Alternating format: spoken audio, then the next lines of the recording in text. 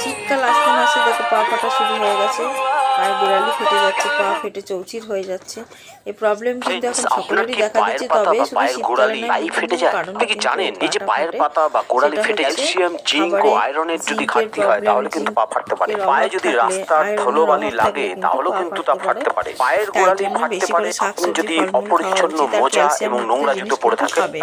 অনেক সময় নোংরা মোজা পরলেও কিন্তু পা ফাটে, বা পায়ে ধুলোবালি লাগলে সেখান থেকে কিন্তু পা ফাটতে পারে। দেখবে অনেক সময় রাস্তায় বেরোলে রাস্তায় ধুলোবালি লেগেও পা ফাটে। তো এর থেকে মুক্তির উপায় অবশ্যই আছে, যা আমরা হবে নরম।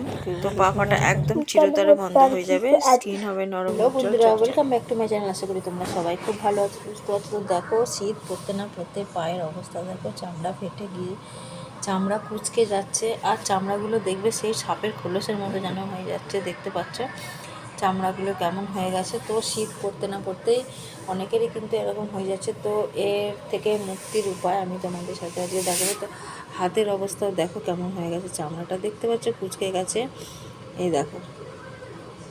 তো এর জন্য অনেকেই অনেক ক্রিম তেল অনেক কিছু ব্যবহার করেছো, কিছুতেই কিছু হচ্ছে না। তো আমি এমন একটা টিপস বলবো যাতে কিন্তু তোমাদের চামড়া নরম হবে, কোমল হবে, সফট হবে, আর এই সমস্ত কোঁচকানো কিন্তু একদম থাকবে না, চামড়া একদম মসৃণ প্লেন হয়ে যাবে ঠিক আগের মতন।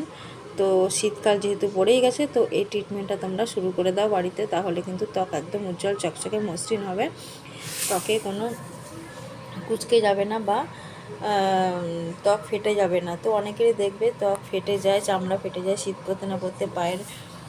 পায়ের গোড়ালির অবস্থা দেখো, শীত পড়তে না পড়তে কী অবস্থা, চামড়া কুঁচকে গেছে, পা ফেটে যায়। অনেকে এটা নিয়ে অনেক ঘষা মাজা করো, কিন্তু কিছুতেই কিছু হয় না। ঘষা মাজা করলে কিন্তু এটা আরও খারাপ হয়ে যেতে পারে। তাই জন্য পা ফাটা বলো, পায়ে চামড়া কুঁচকে যাওয়া বলো, সব কিছু কিন্তু এক নিমেষে দূর হয়ে যাবে। এই হোম রেমেডিটি তোমরা বাড়িতে তৈরি করে মাখো, একবার ভীষণ উপকার পাবে। রাতে ঘুমানোর আগে এটা মেখে শুয়ে পড়ো, আর দেখবে সকালবেলা ত্বক কতটা সফট নরম হয়ে যাবে, আর ত্বকের যে কোঁচকানো চামড়া একদম প্লেন মসৃণ হয়ে যাবে, ত্বক হবে উজ্জ্বল চকচকে আর নরম থাকবে। পায়ের গোড়ালিও হবে নরম, পায়ের গোড়ালি ফাটাও কিন্তু কমবে। তোমরা এটা পায়ের গোড়ালিতে ব্যবহার করতে পারো, মুখে বলো, যে হাতে পায়ে সব জায়গায় ব্যবহার করতে পারো। তো চলো এবার আমি তোমাদের এটা তৈরি করে দেখাচ্ছি।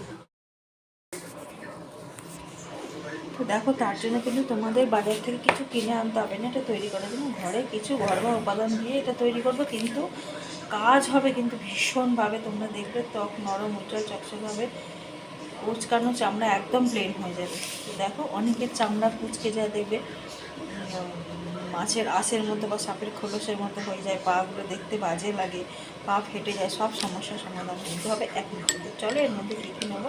প্রথমে নিয়ে নেবো নারকেল তেল। নারকেল তেল স্কিনের জন্য যেমন ভালো, মুখেও তোমরা ব্যবহার করতে পারো। স্কিনের জন্য ভীষণ উপকারী হচ্ছে নারকেল তেল। তো আমি কয়েক কটা নারকেল তেল তৈরি করে নিয়ে নিলাম। তোমরা এটা কিন্তু যেমন তৈরি করবে সেরকম উপাদান দেবে, সেটা তোমরা নিশ্চয়ই জানো। আমি অল্প তৈরি করে দেখাচ্ছি বলে অল্প নিয়েছি, তোমরা বেশি তৈরি করলে বেশি নারকেল তেলটা একটু পরিমাণটা বেশি নেবে। আর নিয়ে নেবে মধু। মধু নিশ্চয়ই সকলের ঘরে ঘরেই আছে, এখন শীতকাল তো মধু থাকে, কারণ বাচ্চা বলো বয়স্ক বলো সকলে কিন্তু মধু খায়। তো এখানে আমি নিয়ে নেবো মধু। তো চলো আমি 2-4 কোটা 1 চামচ মতো মধু এখানে নিয়ে নিচ্ছি। তো দেখো আমি এখানে মধু নিয়ে নিলাম।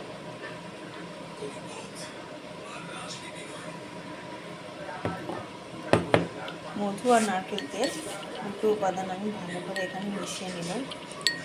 দেখতে পাচ্ছ একটা জেলি জেলি মতো তৈরি হবে, থকথকে একটা খুব সুন্দর একটা জিনিস দেখো তৈরি হয়েছে। দেখো, আর এখানে নিয়ে নেবো কয়েক কটা গ্লিসারিন।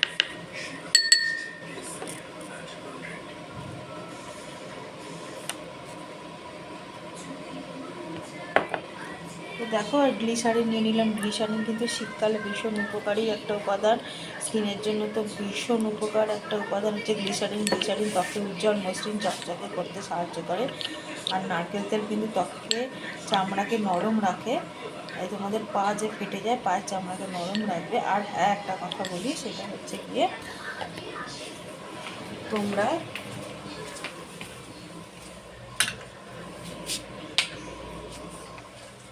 যেটা হচ্ছে গিয়ে তোমরা যখনই শীতকাল পড়বে না, তখন রাত্রিবেলা যখন তোমরা শুতে যাবে, তখন পায়ে একটু গরম জল করবে, গরম জলে লেবু দিয়ে দেবে কয়েক ফোঁটা দিয়ে, আর যদি শ্যাম্পু দিতে পারো একটা ভীষণ ভালো, ওটা দিয়ে পা পরিষ্কার করে যদি ভীষণ ভালো লাগবে। আর যদি শ্যাম্পু না দাও, গরম জলে পাটা খানিকক্ষণ চুবিয়ে রেখে তারপরে ওইভাবে তোমরা একটা কিছু ক্রিম বা লাগিয়ে শুয়ে পড়বে, আর কিন্তু ঠান্ডা জলে পা দেবে না।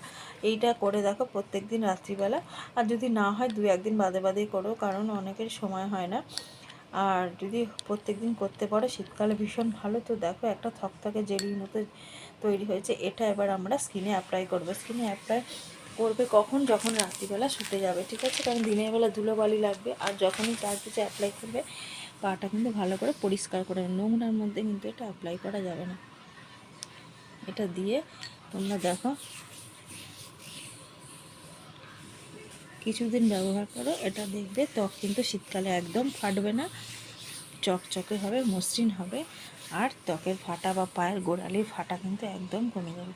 তো এটা আমরা পায়ের গোড়ালিতেও দিতে পারি, হাতে পায়ে সব জায়গায়, কারণ শীত পড়লে হাত পা সমস্ত কিছু কিন্তু ফাটতে থাকে, দেখতে কিন্তু ভীষণ বাজে লাগে।